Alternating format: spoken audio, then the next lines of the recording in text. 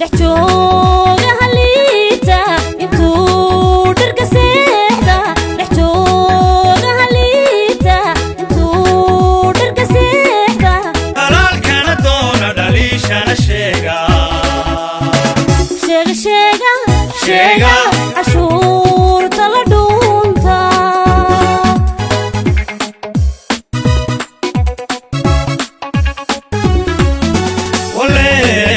wale galad maaha wadani dhaba maaha wadada dhinaceeda dhaxayr wanayne si loo dhiso suuqyo sariimada dhowrsan si loo dhiso suuqyo sariimada dhowrsan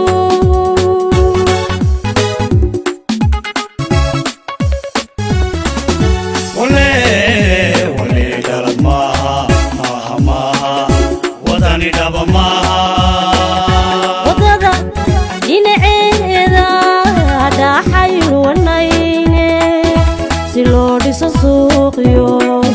sariimada dhowrsan si loo dhiso suuqyo sariimada dhowrsan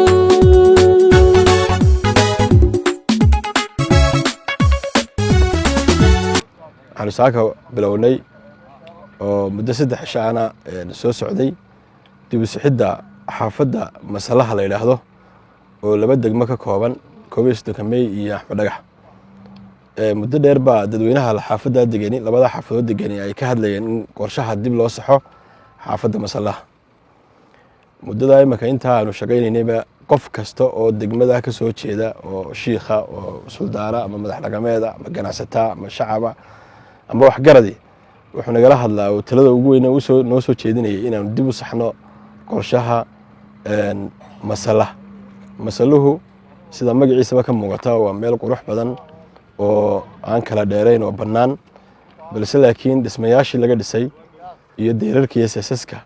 laga sameeyay aanay qorshaha magaalo aanay waafaqsanayn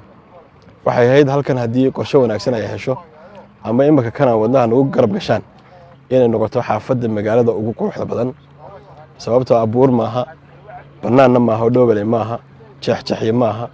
dhismaha ka soo bixi kara waa qiyaasi kartaan taa anagoo fulinayna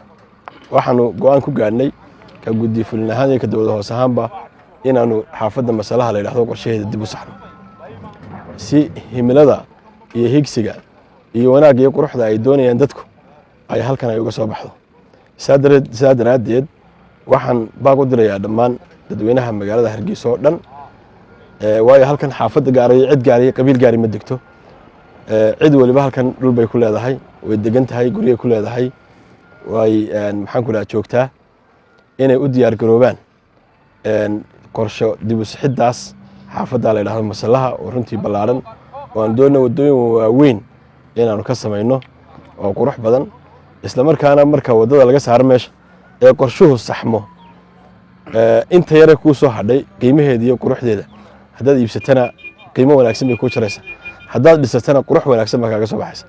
waa subax kale oo Allah nagu mahadnaqayno garansiinta uuna garansiiyay noona fudeydiyay hawshan masalaha aanu ka wadno ee la magac baxday ama aanu magac darnay dib u sixidda xaafadda masalaha waxa kale oo halkan iyagana ugu mahadnaqaya guddiga fulinta oo maayirku hogaaminayo xogayaha fulinta iyo maayirku xigeenka oo iyaguna ku dhiiraday inay dib u saxaan wixii muxuu qorshe hore u qaldamay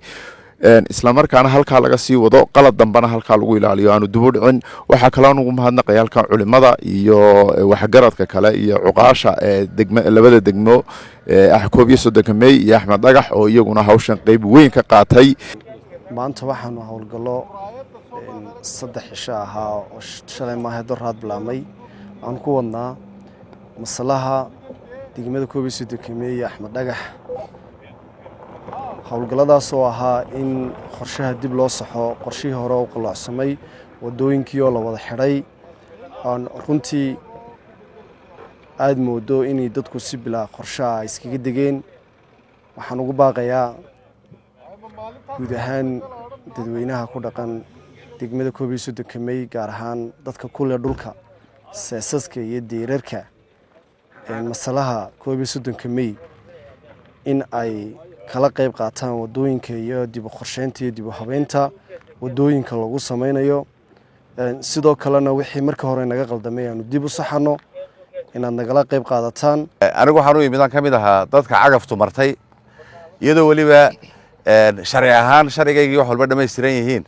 haddana waxaan raalli ka ahay dubusixidda iyo ballaarinta waddada dhulkana guud ahaanba dowladda ayaa ka mas-uula dowladda dhexena howlaha guud baa uga mas-uula dowladaha hoosena magaalooyinka o dhan bay mas-uul ka yihiin halkii loo baahdo ama wadda ha noqoto ama wax kaloo looga baahdo dowladdu xaq bay u leedahay inay banayso haddii cid laga baydhayaana laga baydhi lahaa waa cagaftaa martay raalli baan ku ahay sidaa ciddii kale waddadaas iyo waddooyinkaa la saxaya ay marana waxaan ku boorinayaa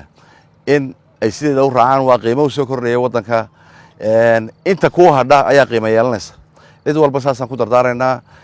waxaan aad u ammaanaynaa bogaadinaynaa guddiga fulinta dowladda hoose Hargeysa oo wax badan muddadii ay joogeen koobnayd ka qabtay magaalada oo aad ogtihiin inta wado iyo inta buundo iyo inta dubusixid iyo xitaa murankii oo yaraaday dhulkii iyo wixii la meereysada ahaa oo toosay aad baan ugu bogaadinaynaa waxa kale oo bogaadinaynaa waaxyaha oo dad mas'uuliina oo qiimo leh ay joogaan oo aad arkayso waax walba inaan wax muran iba taagnayn oo dadka kala foofeen ilaahay ha barakeeyo waxa aan maanta u sheegayaa bulshada qiimaha leh ee halkan masalaha dhulka ku leh wadda inaan cidnaba loogu habranaynin wadda waa waddo xaqa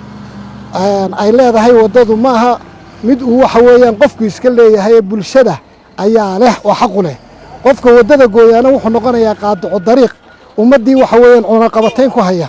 sidaa aawadeed anigaygan hadlaya dhul baa layga iibiyey dhulkan qorshihiisu wuu liitay dhulkii layga iibiyey anna waan sii iibiyey